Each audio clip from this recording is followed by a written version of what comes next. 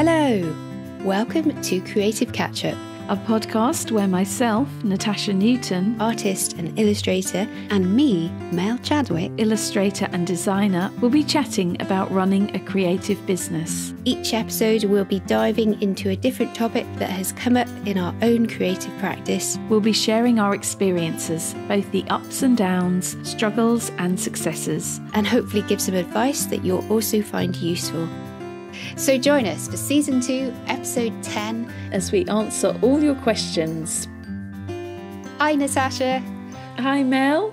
It is the final episode of our Season 2 today. I feel like we should have a fanfare. I'm going to try and find a fanfare now and I'll put that in here.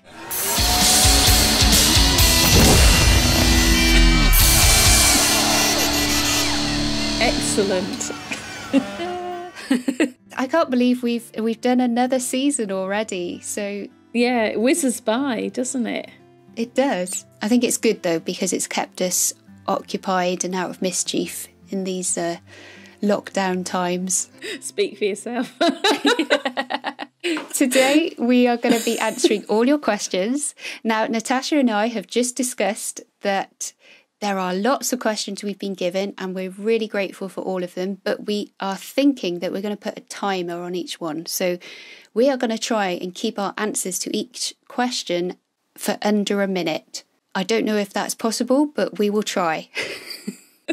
We'll give it a go. Yes, and we've also said if we find a topic is particularly getting us talking, then we think it would be a great idea to actually then put that as a episode in our next season. Because we are a bit limited with the time today with so many questions and we want to answer as many as we possibly can. Are we ready then? We're ready. Shall I read the first question? Go for it.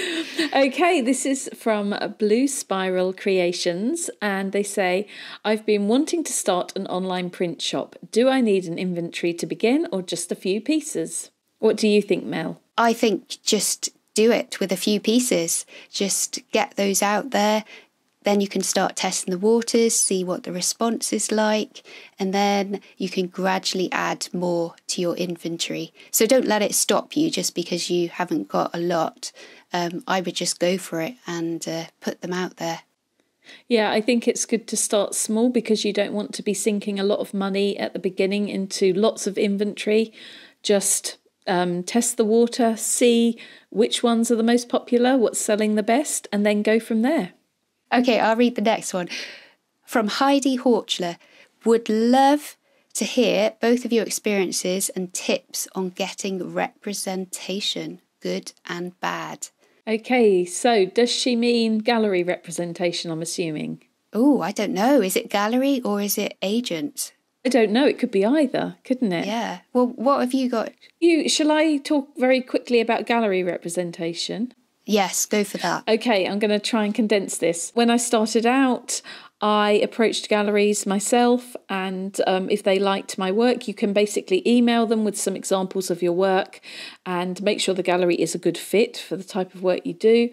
And if they like your work, they'll get back to you. You know, this is a good kind of easy way of easing yourself in. I've had good and bad experiences with galleries. Some of the bad experiences were work being returned to me damaged and them kind of displaying the work in a way that I wouldn't choose, or waiting for payment for forever sometimes, different things like that. But it's also very good because obviously if you have your work in a gallery, it builds your reputation and more people get to see your work. So that's my quick answer. I hope that's helpful. I mean, I think it's very similar for actually getting an agent, and that is you send out emails, or actually, first of all, have a look at what agents are around you. Are they a good fit for your work? Very similar to gallery representation. Have a look at what they do. What do they specialise in? Is it greetings cards? Is it the gift market? Or is it editorial? And then send out your work. Send out a link to your website. Keep your email short. A lot of representation, or a lot of agencies will be receiving lots of emails. So you want to keep it short and to the point. And I would just say go for it, get your work out there if you want to get representation. Yeah, that's a great answer. I was just going to say, if you do want to have maybe an episode on agency work, maybe that would be something we could talk about. Yeah, that might be one for next series, yeah. Anyway, on to the next question. Question number 3 comes from Carly Amanda Art, and she says, if you could professionally create another style of art, what would it be and what medium? I love this question. Do you have an answer for it? Because I was like, what would I do? I know, the possibilities seem endless. Do you know what I think I would do? Is I would paint more loosely and in oils. Oh, wow, really? I did think about this and I was like, what would I really like to do? If I was going to do something, what do I admire when other people do it? And it's like this really quite expressive landscape painting in oils. So that would be my answer. That's a good answer. What's yours, Mel? I think if in another world, another time, another space, maybe some ceramic work. Oh, yeah. I mean, I suffer from eczema and kind of skin stuff. So do I. Oh, really? Yeah. Oh, I didn't know that. Yes, I do. How weird. So I've tended to stay away from kind of doing really wet-based stuff, with my hands. So I'm sure, though, people say, oh, it'll be good for your hands and that. But anyway, that's probably one of the things why I haven't really... I mean, I did a little bit, but maybe I think that would be quite an interesting field to go into. Yeah. Oh, I hadn't thought of that. That could be my answer too. I'll add that on. Okay, shall I read the next question Yeah. out? Cat Morton Design asks, what is your favourite illustration of yours and why? Oh my goodness, what a difficult question. I mean, it's like trying to choose your favourite children. Well, this is how I feel. I feel if I say one of them, the others are going to be all upset and offended. I actually don't think I can answer this. I don't think I actually have a favourite. It's like when people ask you, what's your favourite song or what's your favourite film? I hate those kind of questions because I find it really impossible to choose one favourite. I mean, was there something that you did that maybe was a turning point with your style, or something you achieved through one of your paintings that you hadn't done before? I suppose you could say the new pieces, the mixed media pieces on paper with the pencil, and when I'm mixing the pencil and paint. I'm really proud of those because that's something quite different for me. But I wouldn't say, oh my goodness, this is difficult. I guess you wouldn't say it trumps the work you've done before, but... No, I wouldn't. And I often think that your favourite pieces tend to be sometimes the most recent ones you've done. Probably because you could remember them. And because everything feels sort of fresh and new. And Yeah. I think similarly, it's very hard for me to choose one, but when I was able to start combining textures in Illustrator, which is actually what I share on my Domestica course, that was a turning point because it kind of shifted my illustration in another way, and I really found I could create more of what I could see in my head. So I think I really enjoyed, that's one thing, an illustration or a group of illustrations that I really loved producing. Okay, number 5 is from, let me see if I can pronounce this, Soon Mi Kim Kim. She says, how do you protect your signature design from stealing? I think it's one of those things where if you are showing your work and it becomes known, you're always at risk of someone stealing it. And that's just one of the downsides. But also posting publicly on social media, for example, obviously everything is date stamped. I remember actually someone telling me that you should always put something in a sealed envelope or something with the date on it. And that's how you can say that you've got the proof that you did it then. But isn't it handy posting things online because you can kind of prove, I was doing this on this date. That is actually a good point because you've got a record of it, and when you put it online, it's date stamped, isn't it? So we'll probably need to look into it more, but... Yeah, that's more in depth really, isn't it? Yeah. Right, next question from Callie Conway Prince. Do you think it's a good idea to have an agent, or should artists do it themselves? I think it all depends on what you want. from your career. So I think that a lot of the time people can do it themselves. I don't think they have to have an agent. I think agents can be handy if you are a little bit uncertain over the legalities and technicalities of contracts and things like that. And obviously they have a wider reach often, so they can find work for you that you wouldn't otherwise have been able to get. But obviously there's a downside to having an agent. Often everything has to go through them, or a certain amount of your work has to go through them, and they will take quite a hefty commission as well. So if you do it yourself, obviously you're not having to pay a commission to somebody else. So I think it depends. It depends on your social media following as well. If you already have a big following and you're quite established, you probably don't need an agent, really. Yeah, I think it all depends, doesn't it? And I think you learn a lot more if you do it yourself. I think you learn so much more about handling yourself and contracts. Yeah, there are pros and cons to everything, and this is no different. Okay, number 7 is from Sarah Byfield. She says, how do you cope with people being horrible online? Have you had much experience with this, Mel? This will be interesting because I don't think we've ever spoken about this. If I have, I've forgotten about it. So I think if something happens, I will try and not respond straight away. I kind of give myself some distance. But to be honest, I don't think I've had any really horrible experiences. But like I say, I tend to forget about things and move on. If someone will critique what I'm doing, first of all, I think, well, are they right? And if they are, then I will, kind of just go, yeah, you're right. And if they're not, then I'm just like, okay, well, that's their opinion. And I'm not going to get into a debate with them about it and something that they might have just, made their mind up on. Yeah, I approach it in 2 different ways. One is I kill them with kindness. The other way is I use the block button. So if there's somebody who's quite obviously a complete troll and is just saying something nasty for the sake of saying something nasty, and I have dealt with this. I'm lucky because I don't think I deal with it as much as some people.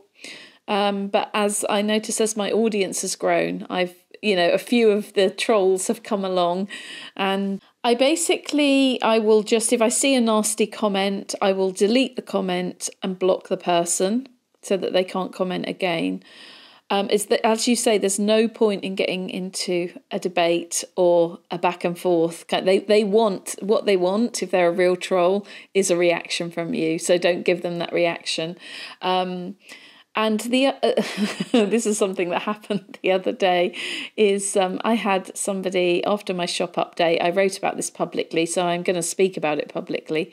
She was really unreasonable. She sent me quite a nasty email, and because she couldn't buy something in my shop update because somebody else got there first, and she was very angry. It was very aggressive, and she accused me of basically kind of underhand selling tactics when everything is actually above board, and I try to make it as fair as possible. So what I did with her, because I've had problems with this woman before, every single time I answer in a very professional, very matter-of-fact, kind way. She never responds to me. She only ever writes to shout at me. So I responded to her in a kind way, and then I blocked her from my mailing list because I just can't be dealing with it anymore. So there we go. That's how I deal with it.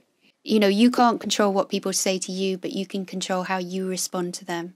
Because you don't want people to hold other things over you. As much as you may feel that you want to argue back, I don't think it's ever a good idea. I think it just wears you down as well. Yeah, you have to just let it go. Right. Question number 8. Claire Wilcox asks, if money didn't matter and you didn't have to sell your work or take commissions, what would you like to be painting, creating? Would it be the same as what you create to sell for clients? Ooh, this is a really interesting question. What would you do then? Would you be painting your paintings? Do you know, I pretty much would, because I'm at the stage now where I've managed to say no to client work and just concentrate after years and years and years of not doing this. And I'm just concentrating now on doing the work I love. But I wonder whether if I wasn't so worried about making money, whether I'd be a little bit more experimental, for example, like I said to you earlier, with the oil painting and, doing something that's really quite different for me, something maybe a bit more expressive or loose. That's possibly what I'd do. I think I would just do a lot of sketchbook stuff, more exploration in my sketchbook. And I'm really enjoying just painting some boats at the moment. So they're like my little breathers in between client work. So I kind of have it on the side, and it's like, okay, I'll just do client work now, a couple of hours, and then I quickly will have a little scribble. and then it gives me a little bit of space.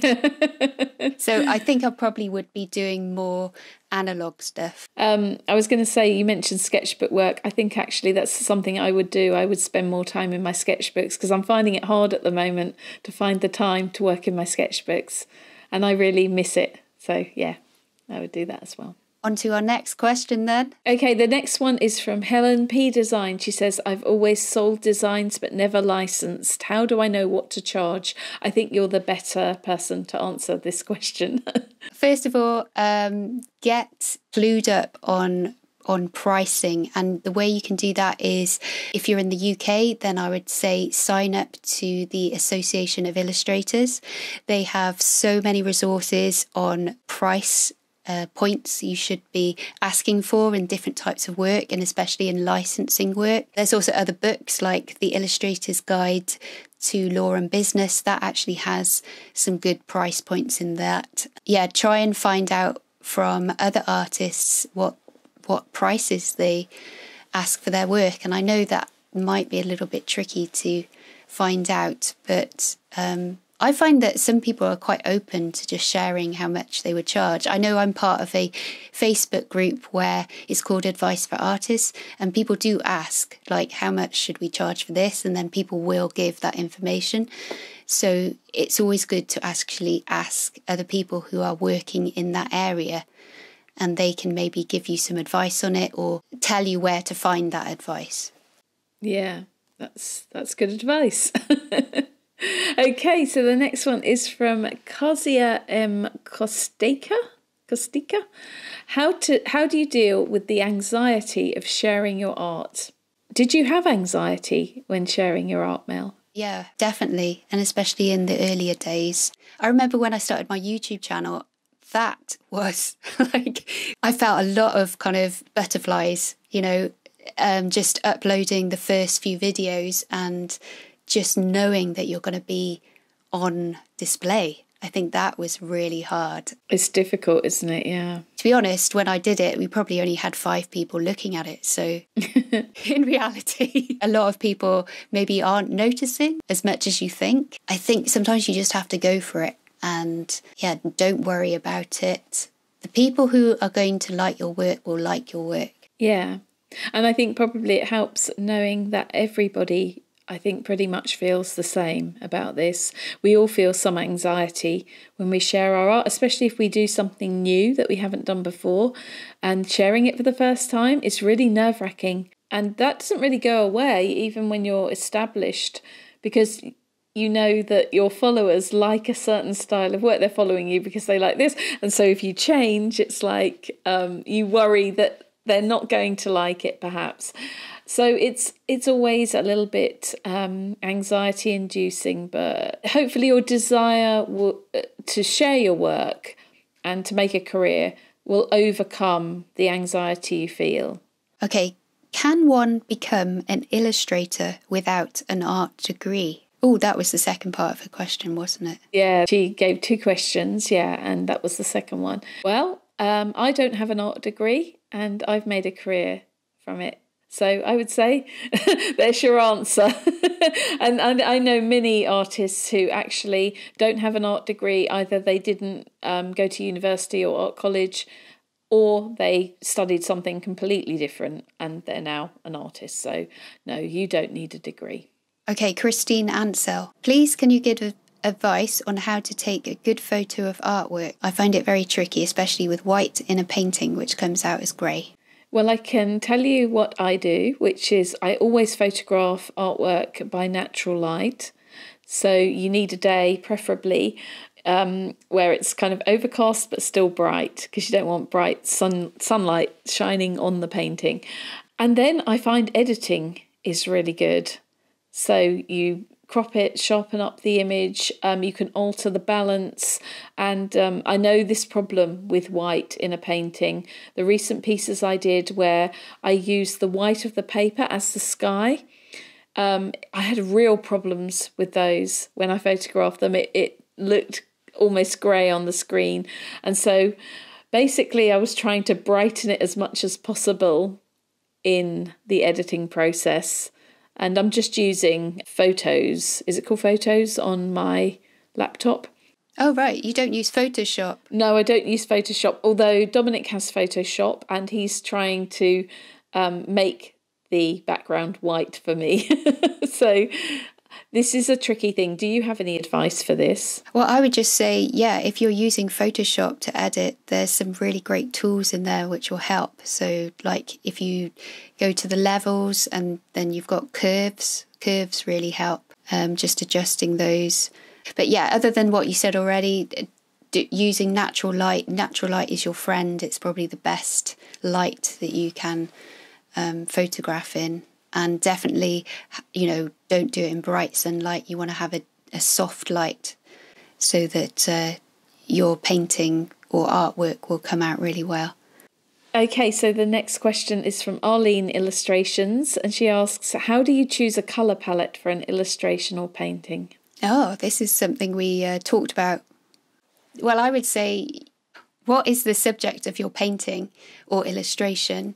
Can you choose a colour palette from the subject that you've got, and can you simplify it? So yeah, we did talk about it, didn't we? Said like you can go outside, you can take a picture, and then from that photo you could like just choose certain colours and make a colour palette for your illustration. Use the environment to help you choose a colour palette and the subject matter.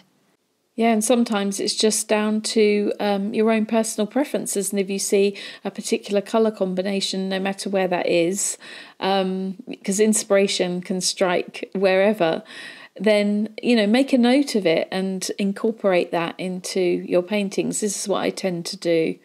I mean, it doesn't have to be completely realistic. You can make your own colour palette for whatever you want to paint.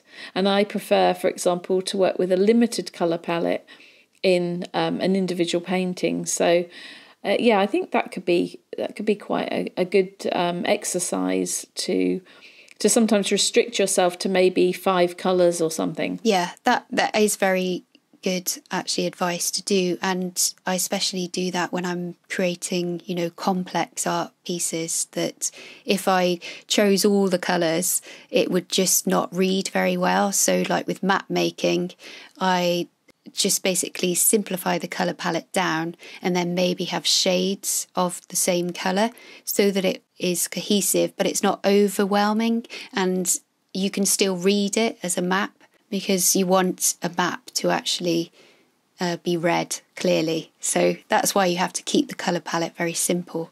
Heidi Horchler, again, part 2. These are very quick fire. So, okay, what's your favourite thing to make for dinner? I think my favourite thing to make for dinner, well, one of them would definitely be pasta, and it would be pasta with loads of fresh vegetables, loads of garlic, and some lovely smoked cheese on top. Oh, wow.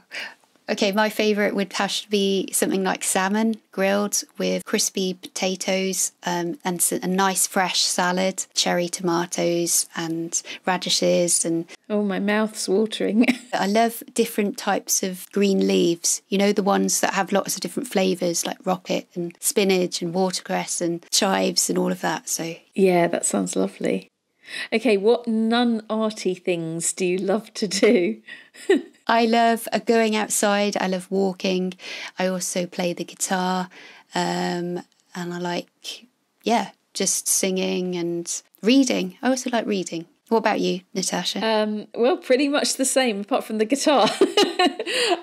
I love reading. I love walking in nature. Oh, I love visiting old buildings when we're not in lockdown and times are normal.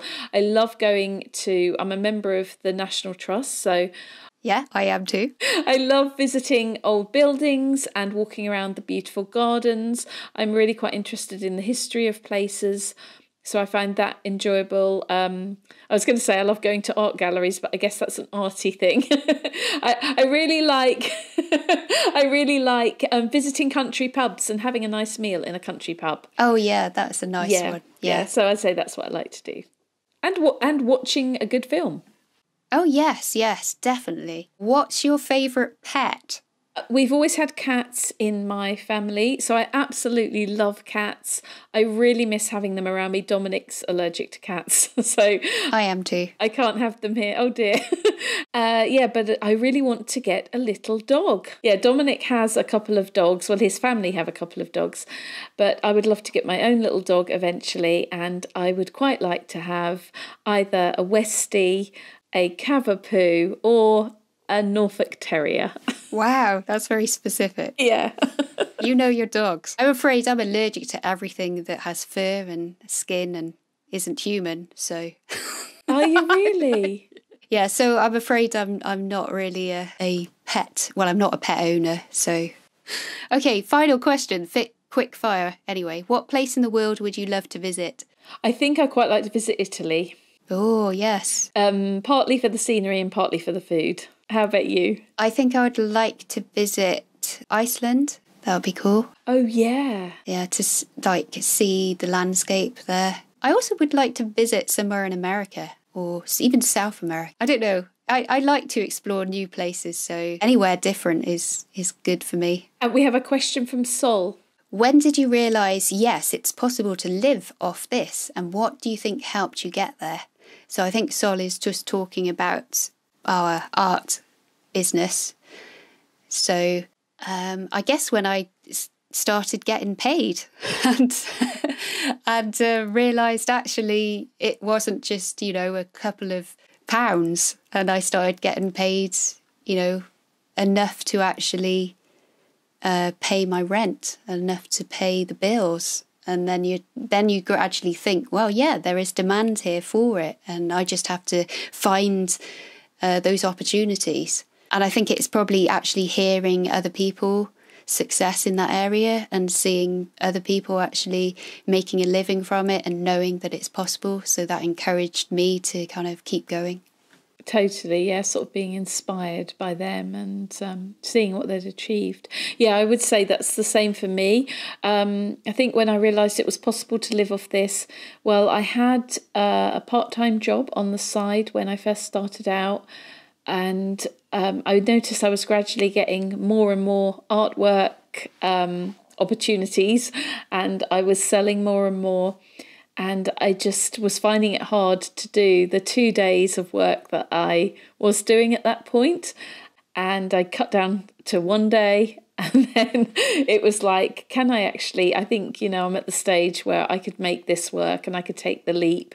And so, yeah, it was just, for me, it was a gradual build up of selling more work and getting more jobs and more opportunities coming my way, and kind of thinking, I actually feel like this is taking over now and I need to devote all of my time to it. So yeah. And Sol has a second question. She says, also, Mel, how does it feel to launch a Domestica course and reach out to so many people in Spanish-speaking countries? Way!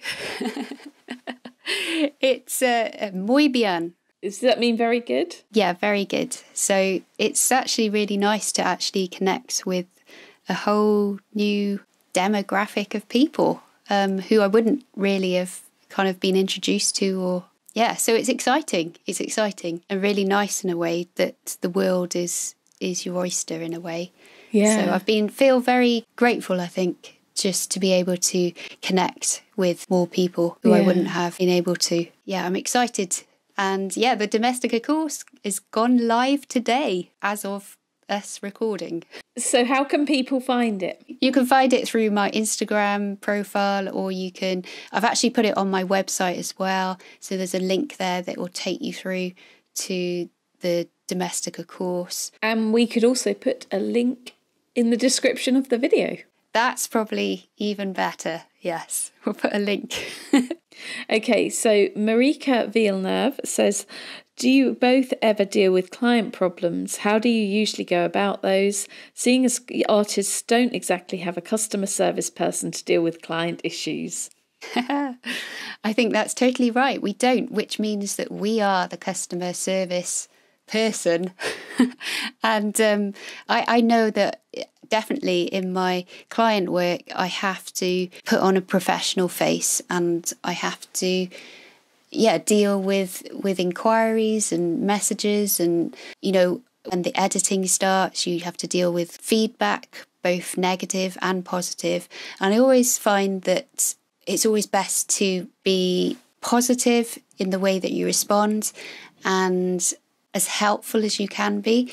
I don't know, I just find it's just better that way, because in an email you sometimes miss things. And so if you read your email like in one tone of voice and actually they weren't actually being as difficult as you would imagine, it just helps always to respond in a positive way.